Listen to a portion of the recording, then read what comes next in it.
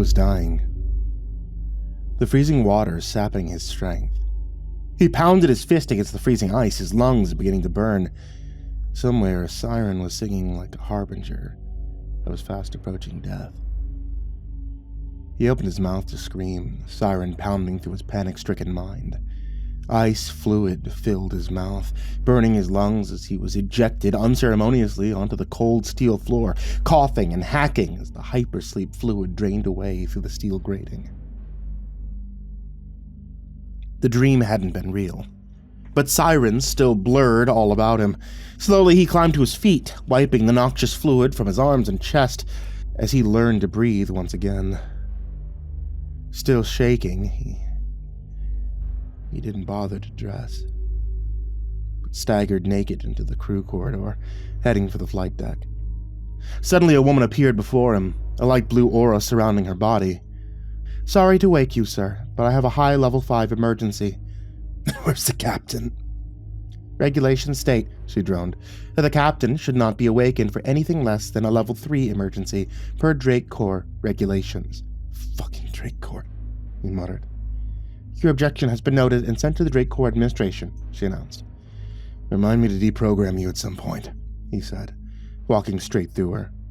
"Any interference with Drake Corporation technology," she droned, following on behind him, "will be classed as espionage and will be dealt with to the full extent of the law." "I give a tin shit," he muttered, hitting the button to the vacuum door that led to the bridge, before dropping himself down unceremoniously before the nearest console. "Turn off the sirens, for Christ's sake. Let's see what's going on here." The ship's AI did as she was bid, and the ship fell into blessed silence while he checked the sensors for any kind of disturbance or unusual anomaly. There was a sudden blip on the screen, and his eyes narrowed. He checked all interstellar band waves, and there it was. A distress beacon. Life Pod 6350-2. Point of origin G11226, ice planet Uridious. "Jenna," he turned to the still flickering ship's AI. "How far are we out from our destination?" "We are 1 Earth week away from G11226, designated Uridious ice planet mining colony. Harvested minerals include—" Okay, he cut her off. "Didn't ask for a goddamn lecture on the place. Just deploy the grappling hooks, drag that life pod on board. Begin decontamination process." "Negative," she replied. "Authorization for such procedures must come from Captain Mercer or Lieutenant Harrigan." "Fine," he growled. "Wake up the captain, then." For once, she didn't argue. "Cryosleep procedures for awakening Captain Mercer are now in place." "Peachy," he muttered, climbing to his feet and heading for the door. Mercifully, the ship's AI turned its human masquerade off, but Trayton could almost feel its eyes dogging his every step. After popping into the crew deck, he threw on a flight suit and headed down to the cryo tubes. Captain Mercer was already up and dressed, shaking off the hypersleep like the seasoned professional he was. "Flight Officer Trayton," he nodded to the other man's approach. "Jenna's already informed me of the situation. I've instructed her to start waking the rest of the crew. Go to the bridge, you have my authorization to use a grappling hook, and bring the life pod on board. Put it in dock in Bay 3. I'll meet you there once the rest of the crew is orientated." "Sure thing, Captain," Trayton said, resisting the urge to salute. This wasn't a military vessel, although Drake Corps had added a last-minute consignment of 20 security personnel to the Intrepid after communication with the mining colony on Uridious had gone dark. 30 minutes later, after a smooth retrieval, Trayton stood in Cargo Bay 3. The bay was a small one of its kind. The Intrepid herself was no more than an interstellar scout ship, military class C, bought and refurbished by Drake Corps to visit their off-world colonies. Not for the executives, of course. The big boys traveled in style. This kind of vessel was for grunt work, repairs and parts all the way. In this case, the boys back on Earth had decided there was a serious malfunction in communications, probably caused by solar winds or geomatic storms. But after 2 weeks with no communication from Uridious, the company had been forced to send an appraisal vessel to see what the hell was going on. The journey with current tech had been around 3 years, a marvel only made possible by technology given to the human race by the Kentorian Empire in exchange for nothing more than water. Not gold or silver, but simple water, of which the planet had an abundance. This exchange had, in a matter of months, advanced human technology to heights only dreamed of in works of science fiction. So what if a few million people died of famine and thirst? The big corporations had got what they wanted. And who do you think was at the forefront of developing these new technological marvels? Who else but Drake Corps, leading the world in interstellar exploration. More like exploitation, Drayton muttered, where he stood next to the captain, lost in thought. You say something, Trey? The captain said, standing patiently as Jenna scanned the life pod for any signs of damage. She's intact, Captain. The blue hologram flickered into life in front of them. One passenger aboard critically injured but stable. The lifeboat's autodock is working on the passenger, one Joseph Hyland, rank minor engineer and marine diver second class. Injuries consist of 4 shattered ribs, 1 punctured lung, multiple cuts and abrasions, scalp lacerations, cracked skull, 1 broken ankle. Current state, medically induced coma. Holy shit. The hell happened to him? Drayton said, shifting uncomfortably. I don't know, a meat grinder or something? The captain ignored him. How long until he's conscious, Jenna? Estimation with current ongoing procedures, 1 standard earthquake, she replied. And if we move him to sickbay? Not recommended, she replied. Any movement at this stage could kill the patient. Recommend we let the autodock continue treatment until the patient is more stable. Understood, the captain nodded before turning to Drayton. Lieutenant, go get the food recycler online. The crew will be hungry after their journey. Go take a shower, Trey. You smell like a cryo tube. You got it, Captain. Oh, and good work, Lieutenant, Mercer called after him, but he was already gone, happy to offload the heavy work to the higher-ups. Trey probably stayed in the hydro shower longer than he should have, but today's shower water was tomorrow's coffee, so who cares? Besides, dried-on cryo jelly was a bitch to remove. By the time he left the steaming bathroom, his skin felt tender and raw.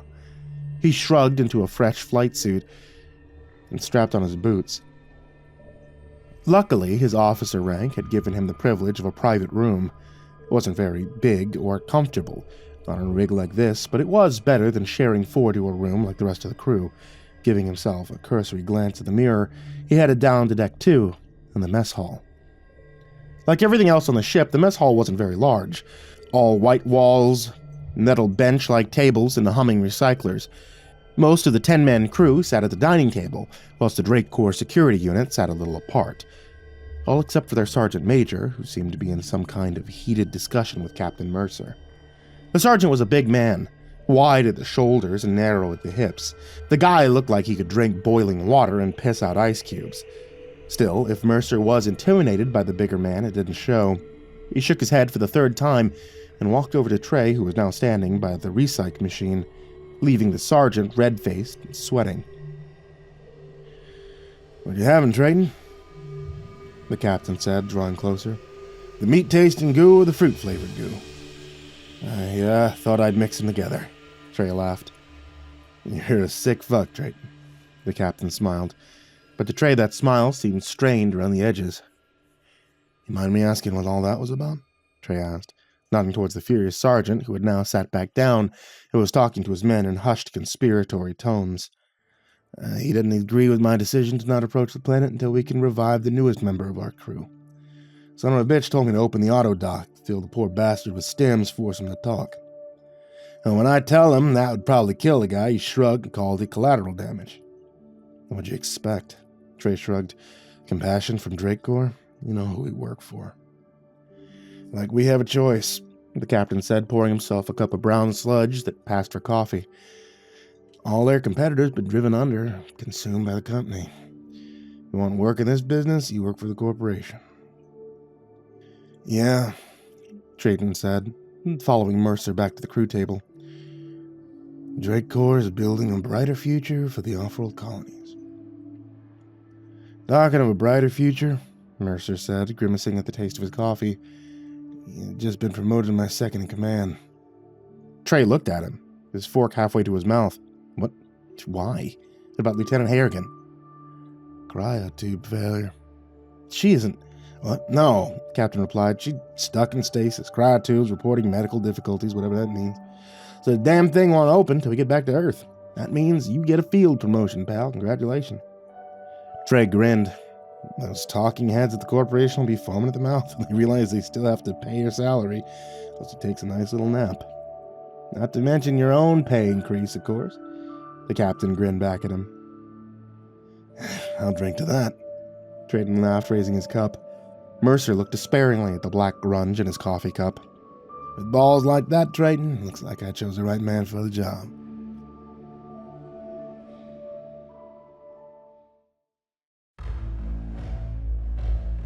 The next week was a flurry of activities, under mounting pressure from the execs back home, and, of course, the ever-present Sergeant Major. The captain was forced to slowly approach the still silent colony until they lay in orbit just above the planet's surface. The live pod, which had been removed from Cargo Bay 3, was now in the medical bay waiting for the autodock to finish its work. Standing by was Chief Medical Officer Michelle Bryans, Captain Mercer, and of course now Second-in-Command, First Lieutenant Michael Trayton. Also the ever-watchful Sergeant Major Dennings. "Okay, Doc," Captain Mercer sighed. "Autodoc says the worst of his injury has been repaired and he's in stable. Open her up." "I must protest." Bryans shook her head angrily. "It's not recommended to interrupt a procedure until the patient is entirely healed." "I know," the captain sighed, giving the waving Sergeant Major a long, hard look. "But we are under a certain amount of pressure here. Your objections will go into the ship's log along with my own. But for now, just open up the goddamn thing, okay?" Still seriously pissed, Bryans unhooked the umbilical cord from the PDA on her wrist and jacked into the life pod. Seconds later, there was a whooshing as green-smelling antiseptic gas erupted from the chamber. Instantly, the Sergeant Major moved forward, leaning over the open pod. "Highland," he whispered into the pod. "Engineer Highland?" Suddenly, a blood-streaked hand shot out from the dispersing mist, grabbing Dennings by the throat.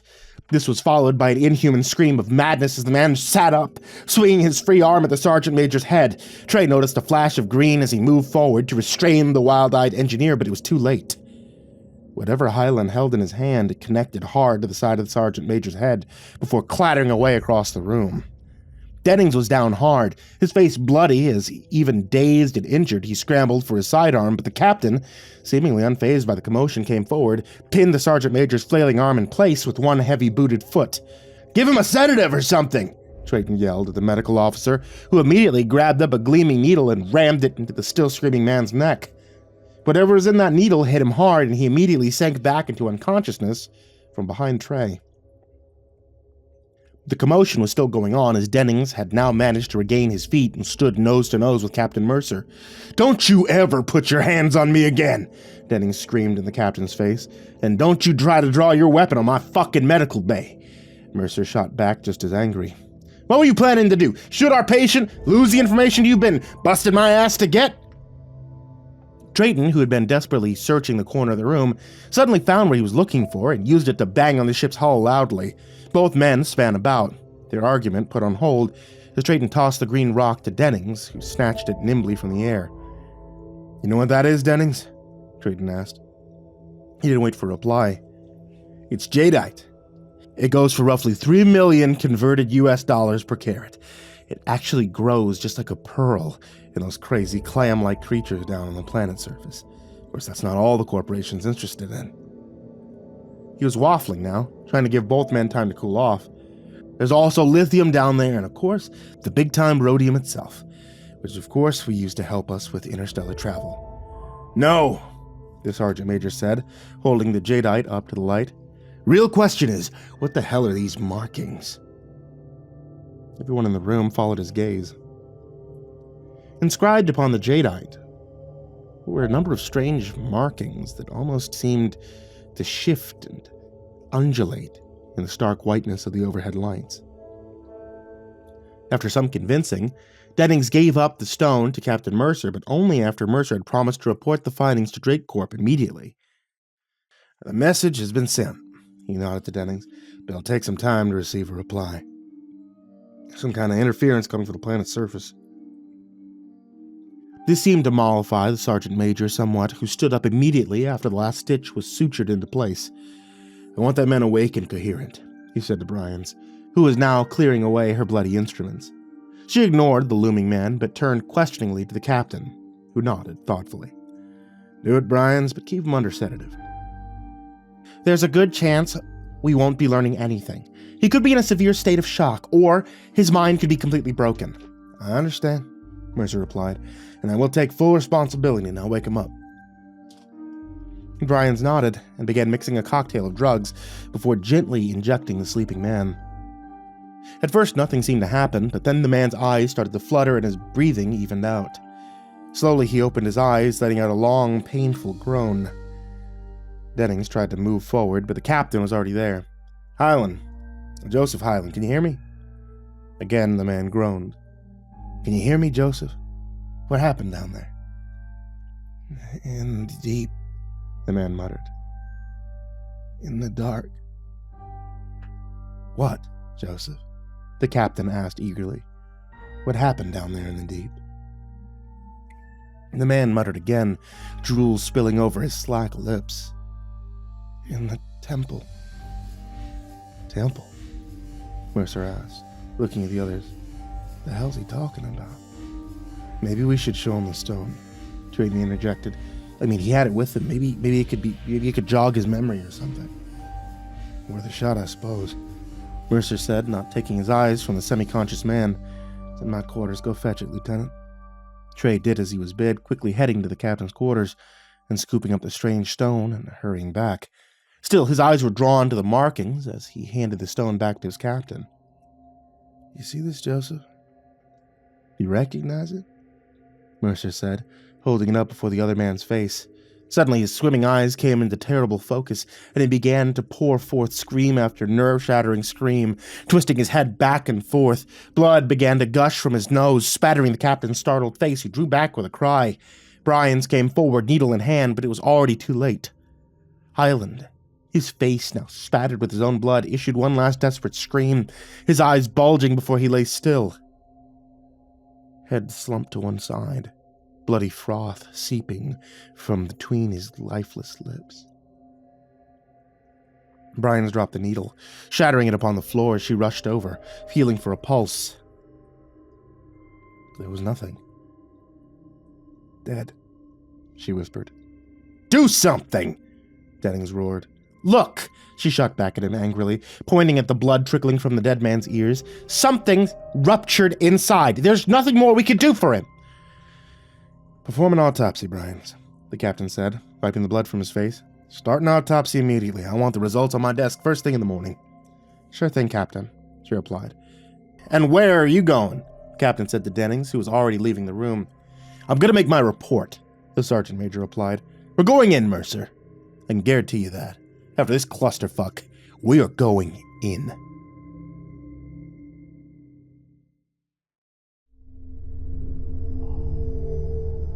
Two hours later, while the rest of the crew was sleeping, Trey was down in the tech lab running an analysis on the strange markings found upon the stone. So far, the database had come back with 0 results of any kind of known language or hieroglyphic markings, both on-world and off. If only he had access to the Cantorian Empire's database. The Cantorians had hinted at other sentient life out there in the Big Black, but as soon as their dealings with mankind were finished, they had disappeared back to their homeworld, of which they had not bothered to divulge, with promises to one day return. Since then, there had been no more communication with this seemingly secretive alien empire. Frustrated and tired, Trayton closed off the diagnostic machines and headed for his bunk, but sleep was a long time in the coming. Early the next morning, Trey was summoned to a crew meeting in the mess hall. Everyone on board was present, except for the Drape Corporation security team, who was notably absent. Okay, here's a lowdown, Captain said, standing to address his crew. As for 6 a.m. this morning, I was personally informed by the bigwigs back that Sergeant Major Dennings has been given a field promotion and now holds the rank of commander. Furthermore, although I am still technically in charge of the ship, Commander Dennings has now been placed in charge of this operation. Can they do that? One of the crew spoke up. They can do what they please, Trey interjected. It's their ship. We're on their payroll. Okay, settle down. The captain raised a supplicating hand to silence the angry murmuring. Like the lieutenant said, it's their fairground. You just operate the rides. I expect this crew to do its duty, but remember, when it comes to the safety of this ship and its crew, I'm still in charge. It sounded good in his own ears, but even he doubted the viability of that statement. Okay. Now listen up, people. I want 2 engineers down in the hangar bay, 1 to prepare 2 drop ships. You have 2 hours for the departure. The rest of you prepare the ship for a long, sustained orbit above the planet. Move it. They ain't paying us by the hour. You stay with me, he barked at Trey, who was getting up to file out of the rest of the crew. Take a seat, he told Trey, who sat back down just as the last of the crew filed out. What's on your mind, Captain? Remember checking the ship's manifest before we left Earth? Yeah, sure, Captain. You, me, and Harrigan all checked the cargo listing before taking off, as dictated by the company policy. Yeah. Did you happen to see a rather large stash of weapons on that listing? The captain continued. Hell no, Trayton replied. Just standard sidearms for the officers, a couple light SMGs in the armory in case of emergencies. So tell me, Trayton, why, when I went down to the cargo bay, did I find Denning's security team kitted up like they were about to enter a fucking war zone? You're shitting me, Trayton said, his mouth hanging open. Not at all, good buddy, not at all. They had military carbines, full body armor, respirators, whole shebang. And when I dared to question the new commander on the whole shit show, you know what he said to me? He continued, not waiting for a reply. He told me to mind my own business and prepare to land on the planet. Hell, I think he's about 2 steps away from having a couple of his goons drag me out of there. So what the hell are we going to do about this? Trey asked angrily. The captain shrugged. Not much we can do. Happy asshole is now in charge, so we're going to take him down to the planet and let him sort this whole debacle. Then once we leave and we get back home, I give those Drake Corporation assholes my stripes. Get off this merry-go-round once and for all.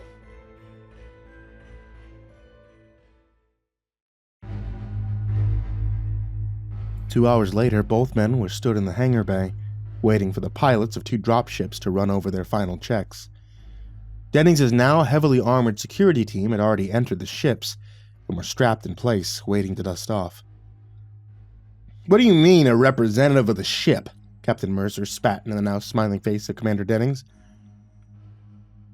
I think it's something to do with an insurance issue, Dennings continued to smile. Either way, the company says an officer from the ship must accompany us down to the planet's surface. Obviously, you being the captain and your second Lieutenant Harrigan being indisposed for the foreseeable future, neither of you can accompany us. This leaves Second Lieutenant Trayton here, he said, his smile growing broader. The captain sighed, his shoulders slumping. Looks like you're it, Trayton. I don't like it, but it seems like we ain't being left with much of a choice. That's right, Captain. You really don't, Dennings replied. If you please, Lieutenant, he said, waving Trayton towards the waiting ship. Oh, and I will be taking that, he said, pointing towards Trayton's sidearm, which he had strapped on this morning for some reason. In the light of recent events, it gave him a kind of cold comfort. There was no way he was giving it up to these corporate thugs without a fight. I don't think so, he said, taking a step back from Dennings' reaching hand.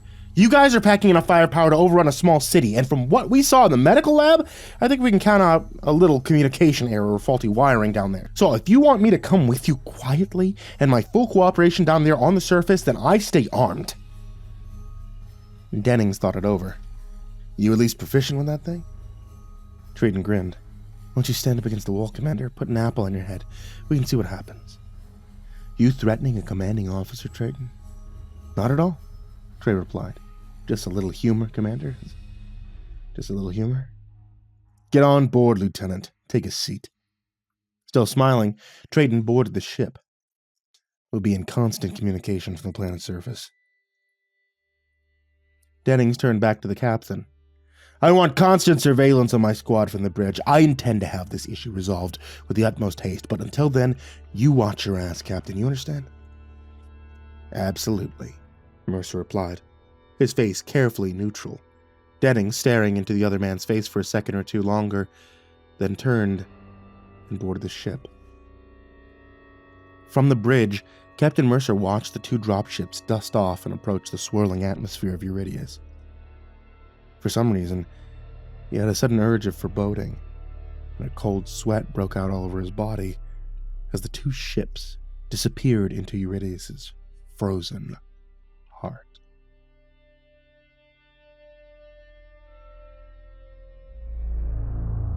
The 2 dropships entered Uridious' atmosphere with a jarring thud.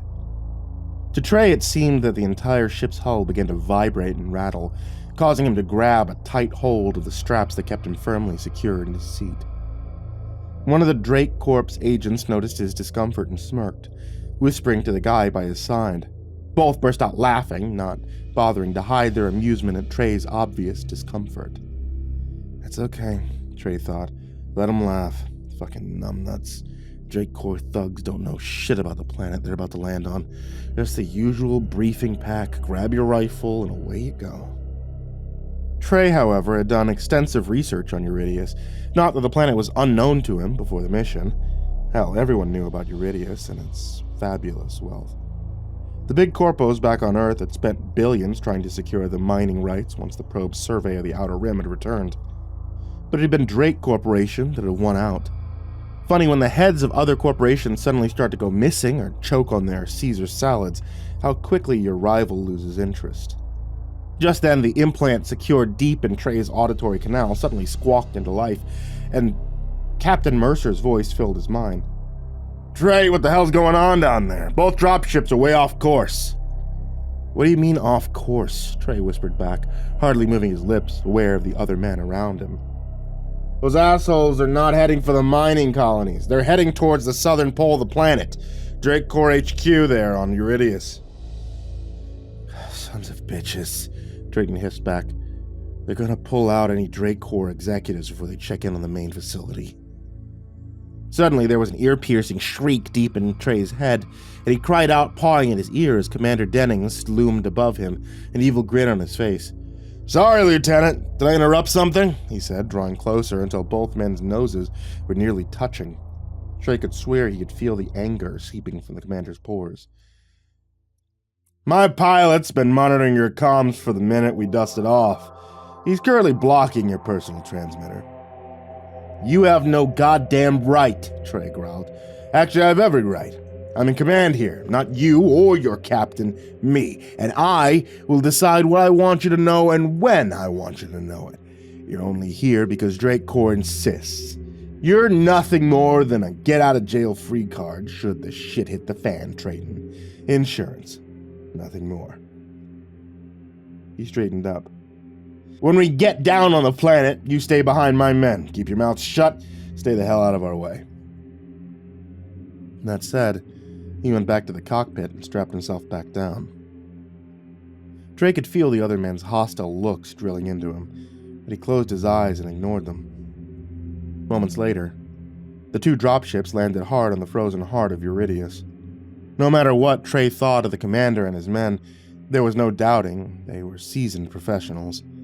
The minute the 2 dropships touched down, the men were instantly on their feet, grabbing up their packs, stored weapons, and making final adjustments to their survival suits. Just before the doors opened, the commander addressed his men. Okay, listen up. The priority here is to extract any Drake Corporation executives, get them safely into Dropship 2. From there, they'll dust off immediately, and we'll carry on to Extraction Site 2, the mining colony. Right now, we don't know what we're up against, but life pods don't jettison from a planet for no good reason. You have all read my report about the state of the survivor we encountered. Still, we are pretty much in the dark here, especially when the facility calms down. So we're going to take it nice and easy. Now lock and load, people, he said, hitting the switch and lowering the door. Instantly, the cabin was filled with swirling snow, and Trey quickly snapped his goggles into place.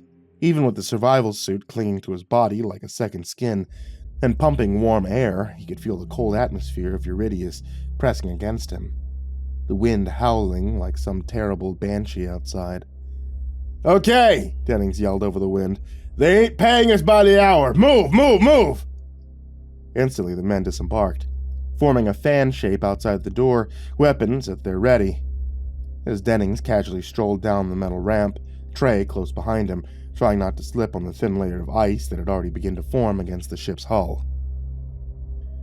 Through the swirling mist, he could just make out the dark shape of the facility that was home to the corporate suits that managed the day-to-day operations of the mining facility. "Okay, single file, gentlemen," Dennings said, leading the way. "Keep your heads on a swivel." Trey fell in line, bringing up the rear and feeling very, very exposed with no one at his back. The hike wasn't long, but it felt like the wind took an almost gleeful joy at hampering their efforts. But at least the planet had been terraformed. Having to wade through this shit wearing a respirator and breathing pack would have made it all the more worse. Trey even managed a slight grin. Always best to look on the bright side when one's hiking through a freezing snowstorm on a frozen planet towards some unknown danger.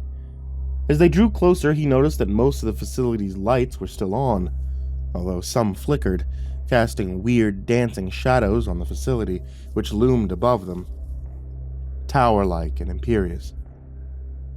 Emblazoned above the door, in pure gold, were the words Drake Corporation, building a better tomorrow for the people of today. "Right," Trey muttered. "Only if you're the right kind of people." "Facility's on lockdown, Commander," one of the men yelled above the howling wind. "Doors locked and the blast shelters are in place." "Lee," Dang signaled to one of the men. "Patch into the mainframe, get that door open ASAP." "Yes, sir." The man huddled into the doorway, typing furiously at a PDA on his wrist. Moments later, the doors sprang open, revealing a plush-covered foyer within. Quickly, the men sprang into action, weapons at the ready, their snow-covered boots defiling the thick crimson carpet, their breath steaming against the white veined marble that hid the coarse steel beneath. "Body!" one of the men yelled, running over to a heavily carved reception desk where a man lay slumped face down. A large exit wound had shattered the back of his skull, and a blood spatter covered the walls behind him like some terrible mosaic. Trey hurled across, noticing the gun in the dead man's hand. "Suicide," he whispered. "No shit, Lieutenant." Dennings turned on him. "How observant of you. Not that it matters, we aren't here for him. We can only pray that Drake Corporation's assets are still safe and in one piece." "Jesus, I guess the little people don't mean shit to you, do they, Dennings?" The commander turned back to him. "That's right, they don't. Maybe something you should keep in mind, Lieutenant." Before Trey could form a reply, Dennings was already addressing his men. "Okay, listen up. We're going to search this facility floor by floor. I know for a fact there's a built-in safe room on the top floor with enough provisions to keep 10 or more people alive for months. That's if the replicators and recyc have gone down. Lee," he said, turning to the technician, "try and get comms back online. I want computer access. I need to know what the fuck's going on here." The tech came forward and unceremoniously shoved the dead man's head from the chair, who landed on the carpet floor with a kind of squishing thud that made Trey feel a little green around the gills. Not that Lee seemed to mind. He was already jacking his PDA into the computer, unmindful of the congealed blood, skull, and bits of brain matter scattered all about him. "Okay, we're splitting into 2 teams. 5 of you search the rest of this floor," he said, grouping up the men. "Rest of you with me. Come along, Lieutenant." He snapped at Trey over his shoulder. "We don't have time to admire the scenery." Trey quickly caught up as they headed up a narrow staircase that led to the second floor. They hit the landing together, 2 of the men pushing through a pair of rosewood-colored doors. What Trey saw there stopped him dead in his tracks. Lying upon the floor, surrounded by shattered glass, were 2 bodies locked in a deadly embrace. Nearby was an overturned snack machine. Chocolate bars and snack cakes lay scattered all about like silent witnesses to whatever atrocity had happened here in this darkened hallway. Silently, the men moved forward, their weapons trained on the 2 bodies. Trey moved with them, his own sidearm drawn at the ready. "Holy shit," one of the men gasped as Trey took in the carnage. The 2 men had obviously attacked one another in some kind of maddened frenzy. Both were covered in blood. The man below had torn out his attacker's throat with his teeth, who had died with his thumbs jammed all the way up to the second knuckle into the other man's now gaping sockets. One of the men reached down, feeling for a pulse. Then the body suddenly shifted, and Trey let out a cry and jumped back as the body of the man on top slumped to one side. Something that had been crushed between them now came into view, and Trey drew down on the creature. But before he could pull the trigger, one of the men closest to him pushed him back and snatched his gun away. "Stay," he said, pushing Trey again. But Trey ignored him. He only had eyes for the withered creature that lay thankfully dead between the two men. In some ways, it looked like a common starfish found in the oceans back on Earth. But that's where all resemblance ceased. The thing had legs, 8 of them, multi-jointed, that ended in sharp-pointed spikes. Dennings barked an order, and one of the men flipped the thing over with the barrel of his rifle. The underside of the creature was a strange mixture of suckers and armored hooks, seemingly covered in dried blood. The entire thing was no bigger than the palms of a large man's hand, yet seemed endowed with some kind of deadly purpose. "You think that thing killed these men, Commander?" one of the men questioned. "No, they killed each other, obviously," Dennings mused. That's when Trey noticed a small welt revealed by the dead man's shirt that had ridden up as the body had shifted. Kneeling quickly down before anyone could object, Trey snatched up the man's bloody shirt, revealing the fish-white belly beneath that was now branded with the bloody shape of the dead creature on the floor. "Get back!" Dennings roared, kicking Trey hard in the shoulder, sending the man sprawling away with a hiss of pain. "Put that son of a bitch in cuffs," Dennings ordered. One of the nearby men shouldered his rifle and came towards Trey, who waited until the man was right on top of him before punching upwards, hitting the man hard in the crotch, who went down with a hiss of pain. "Son of a bitch," Dennings growled. "Do I have to do everything myself?" Just then, there was a roar of gunfire from downstairs, and panicked voices filled the airways.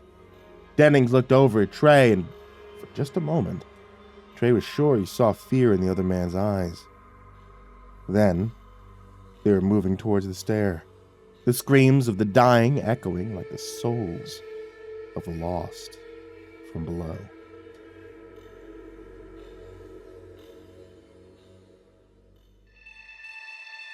Trey and Dennings hit the stairs at roughly the same time, weapons drawn.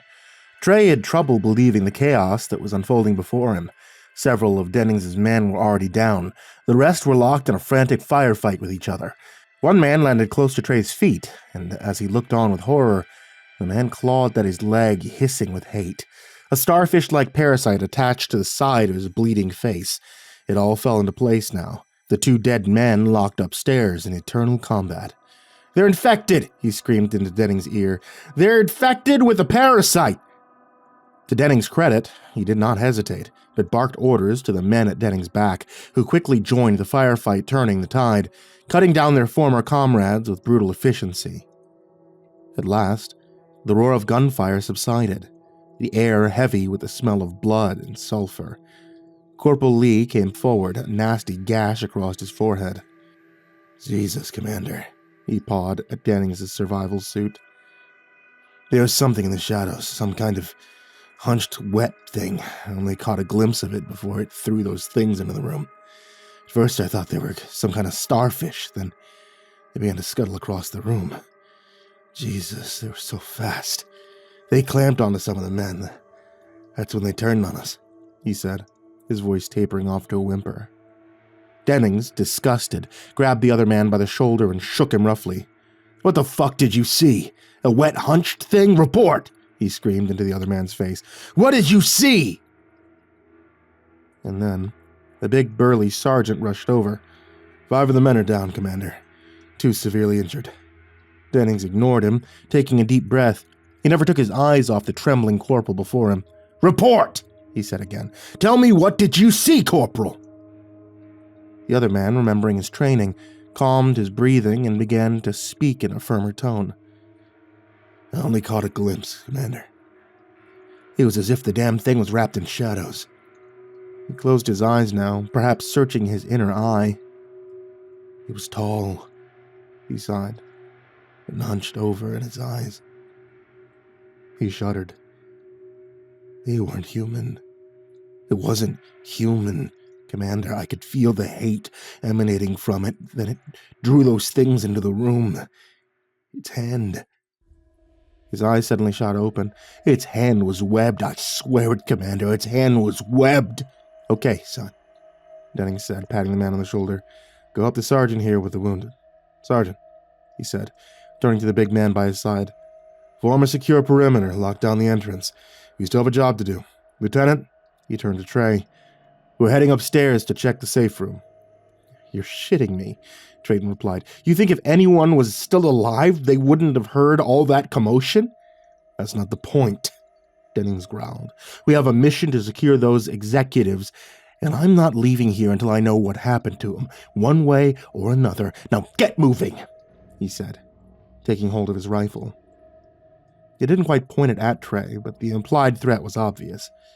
Still, Drayton held his ground. If you want me up there with you, I want a rifle. Seems like you have some spares now. Fine, Dennings replied. Go grab yourself one if it makes you feel better. Trey did not have to be asked twice, but knelt down by one of the dead men. The man had been shot in the face. Blood, bone, and teeth lay scattered all around the body, and Trey tried not to look too hard as he grabbed up the rifle and slung it around his neck. Happy now? Dennings smirked at him. Now get going, ladies first, he said, motioning to the stairs with his rifle barrel. Quickly moving as silently as possible, their heads on a swivel, the two men headed down the second-floor corridor, stepping over the two dead men. Their boots crunched on broken glass as they came to the second-floor stairwell. Dennings took Trey to one side. Okay, this is it. The safe room is at the end of the third-floor corridor. I'm going in first. You watch my back, weapons free. You see one of them scuttling monstrosities, you fucking well blow it away. One of those things attaches itself to me. You don't hesitate. You put me down. You got that, Lieutenant? Shouldn't be a problem, Commander. Trey smiled at him. Dennings nodded. Yeah, you keep that hate, Drayton. If it gets you through. You may not like me. I ain't too fond of you either, but I still have your back. What I need to know is, do you have mine? Drayton thought it over for a second. Yeah, he nodded. I have your back. You may be a corporate asshole, but at least you're human. Well, that'll have to be enough for now, Dennings replied. Now get behind me. Try not to shoot me in the back. You ready? Trey nodded. Okay. Dennings said, taking in a deep breath. Let's do this.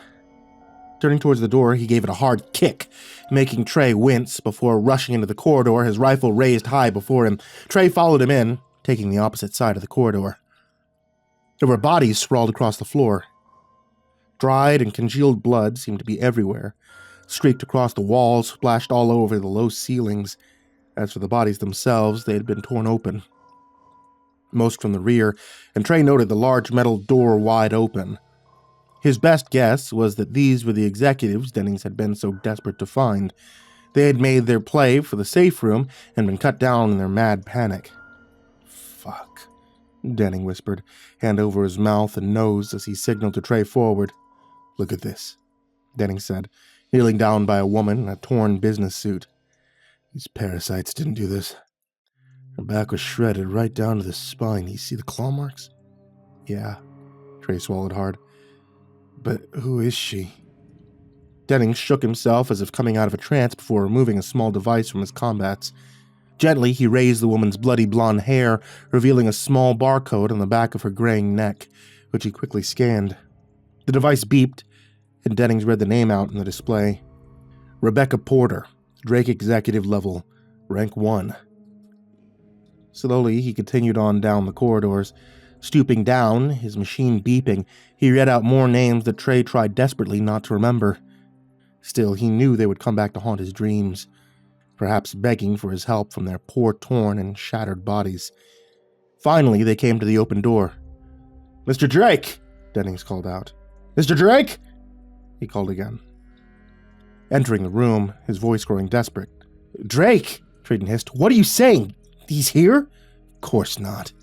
He sent his nephew, Marcus, to oversee the operations, but he isn't amongst the dead, and he certainly isn't here, he said, scanning around the small room. I was hoping, when we came across that life pod, we'd be inside. That was just another grunt. Touching, Trevor murmured. So what now? Now we head over to the refinery and check it out to see if there are any survivors. You mean look for that Drake asshole? Drayton spat back at him, but Dennings only shrugged unapologetically. It's the only place he could survive, this frozen hellhole. So that's where we're heading. Now let's roll. They headed back to the dropship through the driving snow. One of the injured men had passed away from his grievous wounds, the other man laying groaning on the stretcher. They were down to only 4 able-bodied men now, not including Trey and Commander Dennings, who now led the diminished column back towards the dropship. Its dark shadow, a stain against all that surrounding whiteness. Suddenly there came an angry chattering and a cry of alarm as gunfire erupted. Trey span around just in time to see a shadow vanish into the maelstrom. The injured man was gone. An empty stretcher stained with blood lay on the snow. "Get on the fucking ship!" Dennings roared. "Get on the motherfucking ship!" The remaining men ran as fast as they could, lumbering through the calf-high snow. Something moved just on the edge of Trey's vision, and without hesitation, he fired a hit stream of explosive lead, laying down suppressing fire as the men breathlessly clambered on board, before Dennings hit the switch, closing the ramp and sealing them safely inside. "Dust off!" he screamed to the pilot. "Get us out of here now!" The pilot didn't need to be told twice, and within moments, the bedraggled survivors were in the air, buffeted by the strong winds of Uridious' atmosphere. "Take us over to the refinery," Dennings ordered. Hearing this, the remaining men began to grumble, and the large sergeant, who had reported earlier, climbed to his feet. "Sir, with all due respect, we are hurting bad here. Whatever's going on, we need to report it immediately. Get back to the ship and await reinforcements." "I don't need your opinion, Sergeant Cooper." Dennings turned on him. "You want to go back to Drake Corporation and explain how we left one of their executives to die out here? Oh, and a family member to boot. May as well slit your own throat." Now he laughed, and it disturbed Trayton to hear the edge of hysteria in his voice. "Sir," the sergeant continued, "for all we know, he may already be dead. I mean, we don't know what we're even dealing with here. You," he said, pointing at Trey, "you ever heard of these things here on Uridious?" Trey shook his head.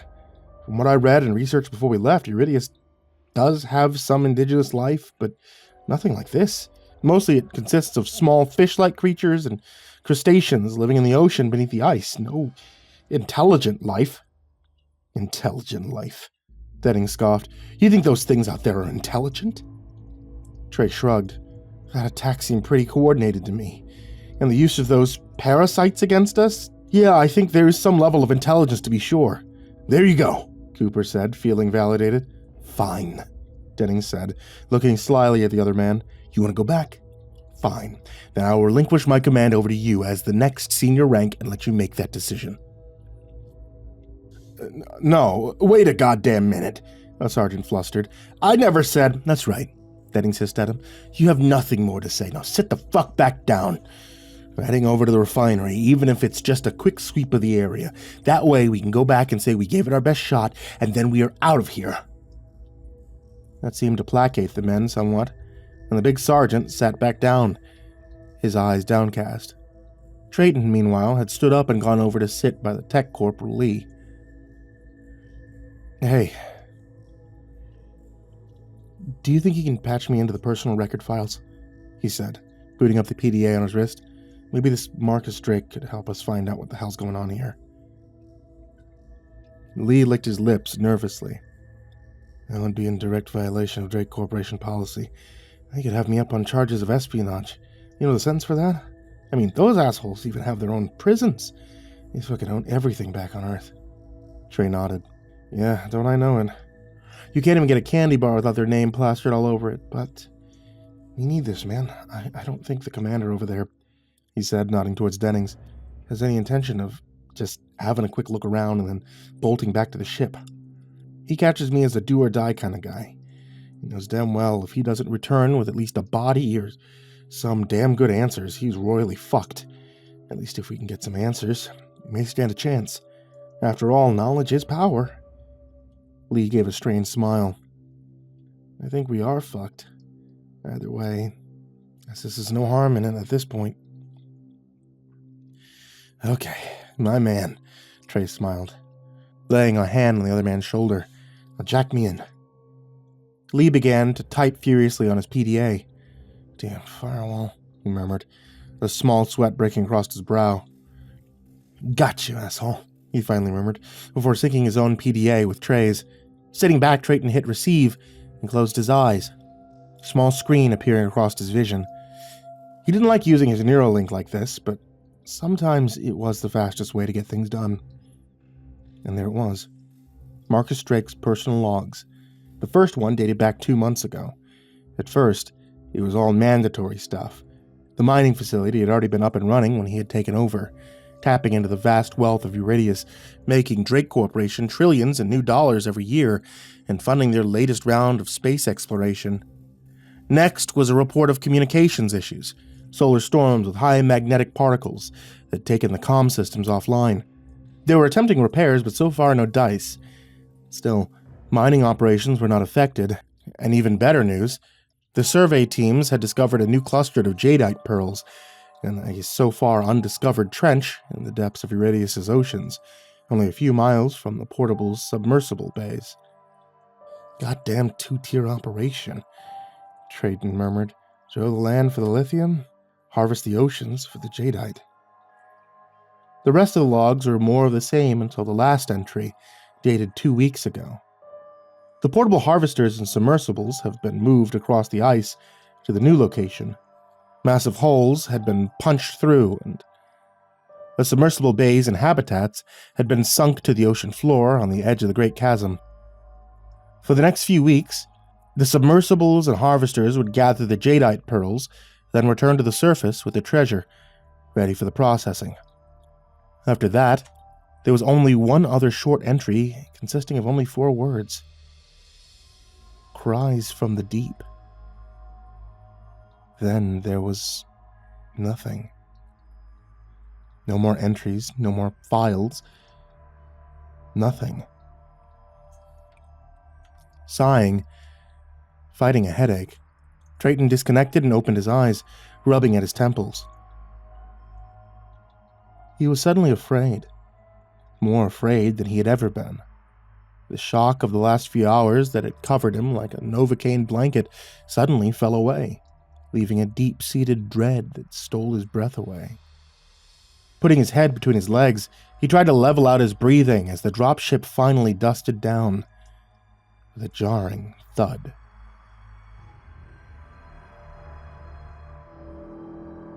The dropship dusted down with a hard thud, half buried in the deep snow of Uridious' surface. Trey immediately headed towards the open cockpit, ignoring the few men that remained who warily began to strap on their gear. Through the hardened cockpit windows, he could clearly make out the refinery, a black, hulking shape in contrast to the surrounding whiteness. Okay, listen up, Dennings addressed his men. I know we're in ragged shape, enemies unknown. We still have a job to do. We're heading inside. Objective, find Marcus Drake dead or alive. We need confirmation, or at the very least a body. There's no point in lying or trying to whitewash the situation. If we return to Earth empty-handed, it'd be wiser not to return at all. The men grumbled their agreement. Okay, Dennings barked, hitting the switch to release the ramp. A blast of frigid air dancing amongst the huddled men. Let's move out! You, he called over to Troy. Stick close to me. Guess you're my second in command now. Drayton, who would rather have been torn apart by wild dogs than be under Dennings' command, didn't argue, but only nodded solemnly. As far as he was concerned, this was nothing more than a suicide mission. The parasite was bad enough, but whatever had carried off those injured men in the storm had been silent, deadly, and unbelievably fast. Not to mention the Drake Corp executives, their bodies shredded and torn to pieces. What kind of beast could have done such a thing?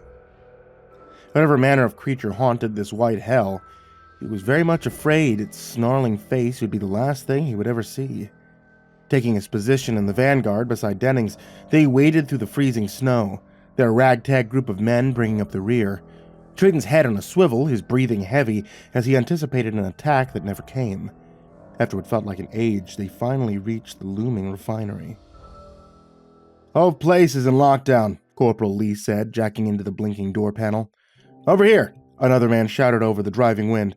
Looks like the small arms fire, he said, running a rough hand over the metal shutters. Dennings barely acknowledged the man, turning his attention back to the tech. Come on, Corporal, we're fucking exposed out here. Do your job and get us inside. I think that'll be any safer, the tech muttered, his words thankfully lost to the wind. A few seconds later, the whole facility hummed into life, emergency lights flooding the night as metal shutters began to rise. The massive metal doors grinding open along their tracks. Quickly, the men moved inside, their weapons at the ready. Mother of God, what is that? Dennings said, his eyes widening as the surrounding men huddled together. It's dirgeweed, Trayton gasped, unable to take his eyes off the blue jelly-like substance that seemed to cover every inch of the loading bay, even dripping from the ceiling in long, slimy ropes. It's harmless, but lives deep below the ice in the frigid oceans beneath the surface. Yeah, but what is it? Dennings growled, trying hard not to breathe in the peroxide-like aroma. Trey shrugged. Closest thing I could compare it to would be like seaweed back on Earth. That doesn't really sum it up. Like everything on Uridious, it's alien to us. But why is it here? Dennings turned to Trey. Trayton took a step back at the anger and frustration in the other man's eyes. I don't know, he said, trying to keep his voice as neutral as possible. Maybe they were harvesting it, like everything else on this damn planet. Dennings looked hard at Trey. Now why the fuck would they want that mess? Trayton could only shrug. Maybe we'll find more answers inside. All right then, Dennings said, straightening his shoulders. Let's get to it. But first, Lee, lock this place back down. I don't want to be constantly looking over my shoulder. Yes, sir, Tex said, jacking back into the door.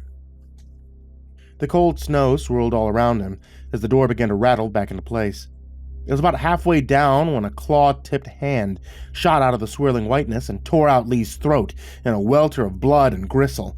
The man went down, clutching at the ruins of his throat, his dying eyes filled with pain and terror.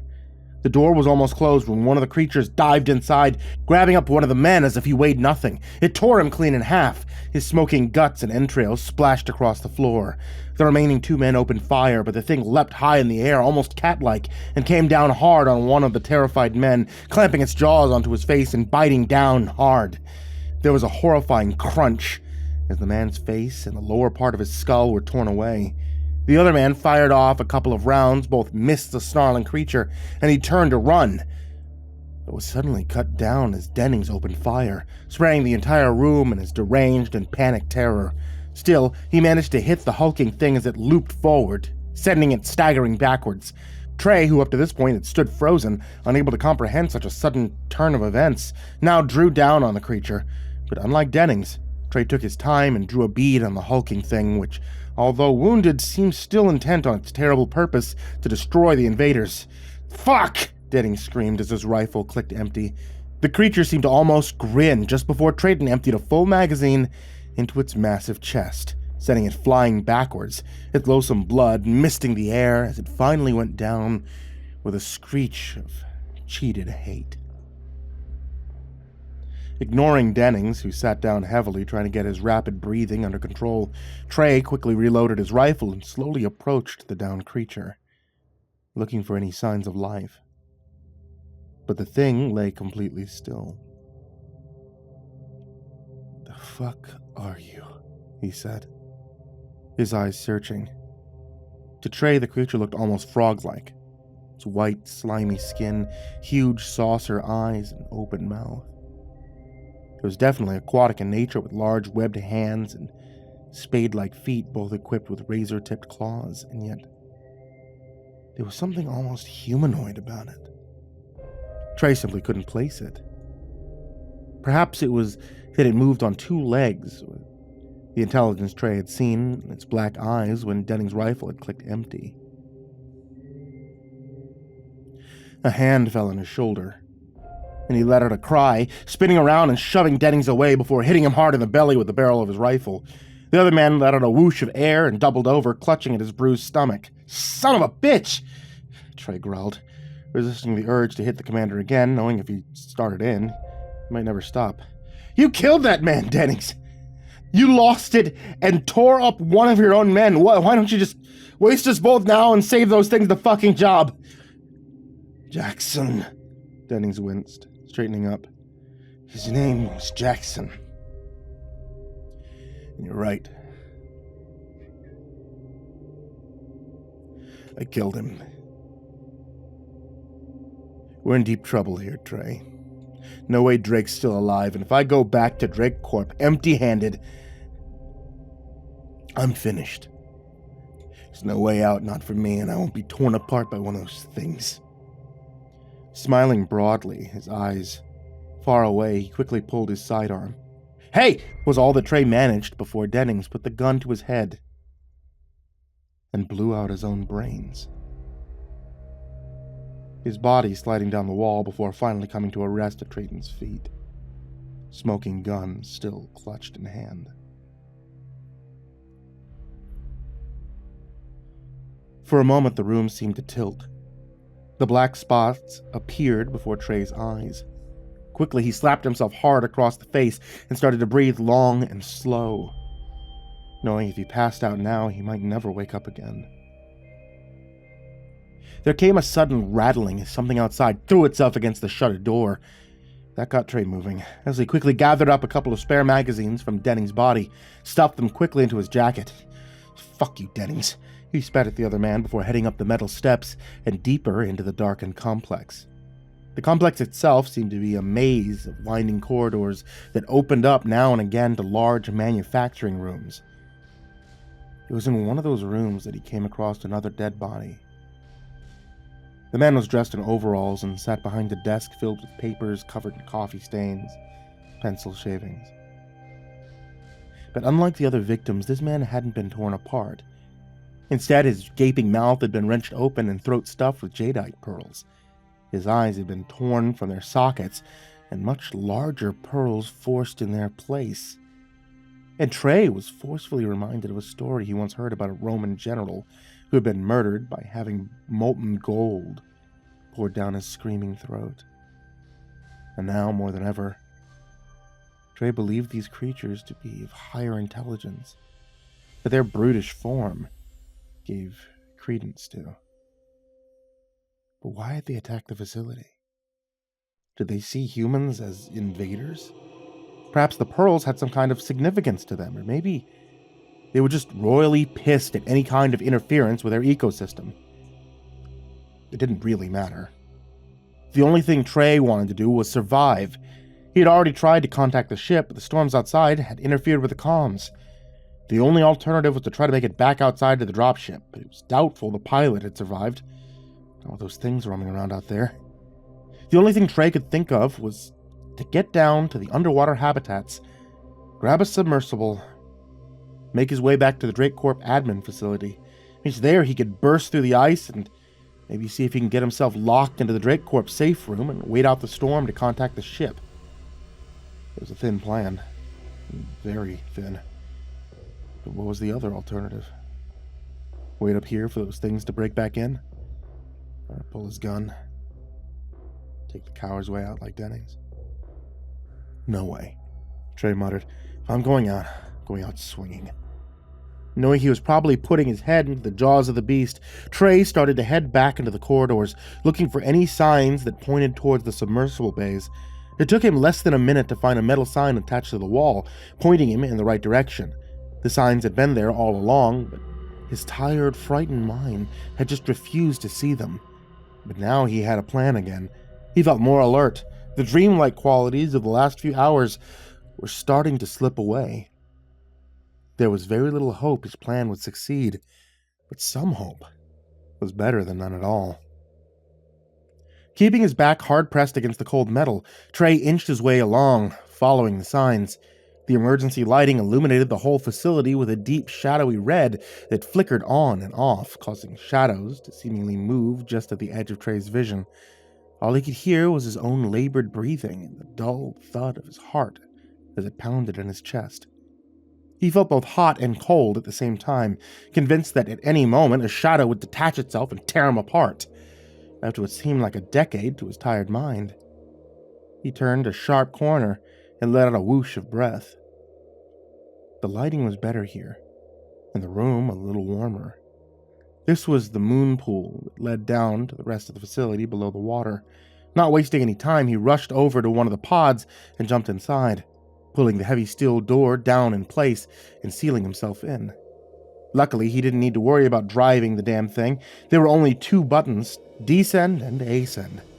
Sitting in the seat, Trey strapped in, not knowing if he was co-signing himself to death. He hit the descend button and winced, expecting to be hurtled downward. But the pod released gently and started a controlled descent. Right now it seemed to Trey that the pod was on autopilot, probably programmed to head towards the harvesting plant below. But Trey had no interest in the facility, rightly believing that he could only find more death and terror there. He turned to the control panel and, almost distracted by the beauty illuminated by the pod's intense lighting system, unlike the barren surface, the oceans of Uridious were teeming with life. Everywhere here in the shallows, a manner of creature existed, from small fish-like creatures to great formations of corals that seemed to radiate heat, causing the surrounding waters to take on a dreamlike shimmer. Dragging his eyes away, Trey disabled the autopilot, meaning to take over the control system, but just then, the pod's computer system came to life and overrode his previous command. The viewing screen flickered once, and then the beauty of the outside was suddenly gone, replaced by a large, looming face that filled the screen, smiling broadly before the camera zoomed back out, revealing a scarlet-colored room. The Drake insignia stamped across the wall. Behind an ornate wooden desk sat Joseph Drake, his hands steepled together, his onyx eyes twinkling as he grinned at the confused look stamped onto Trey's contorted features. "Hello, Lieutenant," Drake said, his smile growing wider. "Greetings from planet Earth." "Drake?" Trayton gasped. "How? Am I communicating with you?" Drake interrupted smoothly. "The storms... communication," Trey said, sitting up straighter, trying to get his swirling thoughts in order. Drake laughed. "You really think a few solar storms could stop the might of the Drake Corporation?" "As for communications, they are, and should I say were, down because I chose to keep it that way." "I can see by your face you have questions, Lieutenant. And normally I wouldn't waste my time talking to one such as yourself, but when a man is asking another man to make the ultimate sacrifice, it seems only fitting to converse. Wouldn't you agree?" "Sacrifice?" Trey said, leaning aggressively forward, his anger building. "What kind of sacrifice?" Drake let out a sigh and checked the expensive-looking watch on his wrist. "All right, let's get things along, shall we? Time's money, after all. Let's start with this." The view screen flickered once again, and now Trey could see the Intrepid, waiting just outside Uridious' frozen orbit. "Oh, still there, thank God." Trey let out a sigh of relief just as the vessel was suddenly rocked by a huge explosion, and he swore he could feel a violent tremor through the sea-pod's thick hull as the doomed ship was blown into a million pieces. "No!" Trey screamed, sliding from his chair, shaking his head in disbelief, as if trying to rid himself of the terrible image. Just then, the view screen flickered back into place. Drake's smiling face peering down at him. "Come on now, Lieutenant. No need for such amateur dramatics. Pull yourself together, man. All part of a much bigger plan. A plan you played a pivotal role in." Trayton was suddenly on his feet, spitting curses. He launched himself at the view screen, his fists pummeling the hardened glass until they were raw and bloody. But his futile fury had no effect, and he slumped back in his chair, breathing heavily, his body covered in sweat. All the while, Drake had sat there smiling, lighting up a huge cigar even in the face of Trey's futile rage. Again, that maddening glance at the watch. "Now, if you're quite finished, Lieutenant, may I continue?" "Fuck you." Trey spat at him, his eyes filled with hate. "Fucking murderer. You killed all those men aboard that ship. You'd have killed me too." Drake nodded his agreement. "I would have killed 1,000,000 more for the wealth of Uridious." "Fuck are you talking about?" Trey barked a harsh laugh. "You already own Uridious. I mean, hell, you happy asshole, you own everything." Drake sighed. If only that were so. But you're right about one thing. I do own Uridious. I tend to keep it that way. Drayton shook his head wearily. I don't know what the hell you're talking about. Well, not surprising, Drake retorted, taking a smooth pull of his cigar. So let me enlighten you. Tell me, how long do you think those bleeding heart liberals in Congress and interplanetary affairs would let me keep the mining rights to Uridious once they found out there was intelligent, indigenous life on the planet? About 2.4 milliseconds, Trey conceded. Exactly. Drake's smile widened, becoming almost shark-like. But what if that intelligent life was hostile? What if the intelligent life wiped out an entire mining colony? Not only that, what if the brave souls of a heroic team of men sent on the Intrepid to rescue him? Not to mention killing the beloved nephew of the CEO of Drake Corporation himself. Then there would be a war.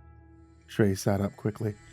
Now you're beginning to see it, Drake said, crushing out his cigar ruthlessly.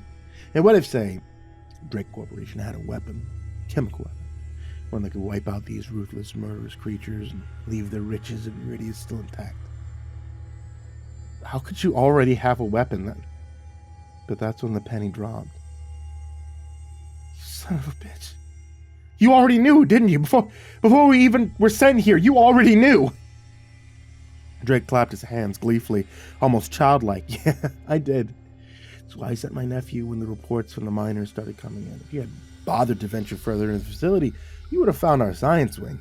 We've been studying those bastards' things for months, looking for a weakness in their physiology, he said, opening a drawer and presenting a small glass vial that swam with noxious-looking crimson fluid.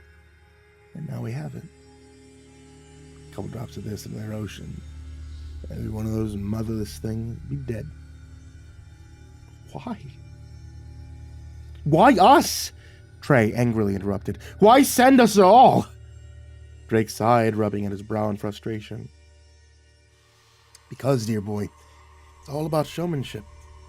I got communications, so nobody could spill the proverbial beans before the weapon was ready. All it would have taken was one overly enthusiastic employee to send a message back to Earth. The whole thing would have been plastered all over the evening news. I own most of the networks, dear boy, but unfortunately not all. Not yet, anyway. The second reason was a stone-brained nephew of mine. He thought he wasn't going to make it out. He wouldn't have continued his great work on this, he said, shaking the vial gently. Besides, like I said, it's all about show and narrative. My narrative. What do you think that people would think when they see the brave heroes sent to rescue those innocent men so viciously slaughtered? See it. See it how? Trey interrupted again. Drake shook his head sadly. You really are dullard, aren't you, boy? Your ocular implant. What do you think makes them? Drake Corporation. Drayton hissed. Exactly! Drake laughed. It couldn't have worked out better if I sent a news team up there myself. But to be honest, I never expected you to get this far. But the images from you and those other poor dead souls have been transferred, downloaded into our mainframe. And now I can spin the narrative any way I please. My narrative, he said hungrily. But the show isn't over yet. I'll leave you now, Mr. Drayton. Seems like you've arrived at your final destination, so enjoy the view. And like that, he was gone. And the view screen slammed back into place, revealing the outside once again. What Trey saw then took his breath away. He was deep below the surface of Uridious now. What should have been in total darkness was lit up by thousands of lights, emanating from a huge coral city. Everywhere the creatures that had attacked them, with such ruthlessness, on the surface swam with practiced ease, completely at one with their own environment. Noticing the pod, the creatures came forward in multitudes, not attacking, but grabbing onto the metal hull, dragging it down deeper still, down into the black, stringent depths. Drayton could hear something now, but not with his ears, but echoing like a beating drum, like a living heart, through the deep recesses of his mind. Suddenly a great monolith appeared out of the gloom, At its base, hundreds, thousands of the creatures crawled and scurried over millions of rough, slime-covered eggs, surrounded by the jadeite pearls that gave heat and light to their clutch. Amongst the warm, bubbling water, something stirred, and Trey let out a scream of horror as the huge mass unfurled itself from the ancient stone monolith. A massive yellow eye filled the view screen, and a cold, icy hate washed over him as the pod was drawn inward. Its sides began to crumple like paper under the relentless, crushing onslaught. The last thing that Lieutenant Second-Class Trayton of the Intrepid heard before the deep took him was one rasped word in his own language. Intruder. Back on Earth, Joseph Drake sat back in his office chair smiling. Smoke from a freshly lit cigar swirled around his head, and a multitude of worlds danced at his fingertips.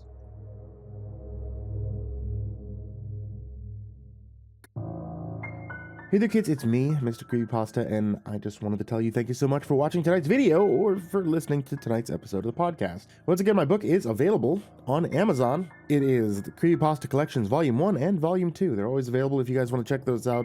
Some of my favorite authors that I've worked with over my career are published in this book. I've curated all of it as well as written the foreword. I hope you guys enjoy it. Check it out. It's in the link in the description down below if you ever want to find out more. And as always, I want to give a very big thank you to everybody who supports me over at Patreon. That's patreon.com/MrCreepyPasta. I cannot thank you guys enough. Thank you guys so much for being supporters. That goes for everybody who was down in the description, as well as AcidSystem, BallarmsTheRat, Blake Rattler, Brandon Mendoza, Brenna, BrimstonePandemonium, Caltuna, ChainSmoker-Dealer, ChicagoHitman, CoryxKenshin, Cronut508, CrusaderChocobo, CursepoxPrimarch, Dakota Best, Poulsen, Dante Kinkade, Kraus, Ellie Hutmire, Enchanted Buns, Estebean, Gemma, HIDive, nephew, Kimbo Jerry, Hour Minute Seconds Time, Jay Keems, Jedis Pet, Jordan Humble, King Crab, Mr. Marcus Splits, Old Penguin, Peaceful Buddha, Psychomel, Red Shadowcat, Remember the Sun, Rinku Star, Salty Surprise, Samara Line, Seclude, Simba's Bloody Mojo, Sky Harbor, Smiley the Psychotic, Sullyman, Tali Sue, the Chavez Brothers. Thank you guys so much for being here. Thank you for listening, thank you for watching, and sweet dreams.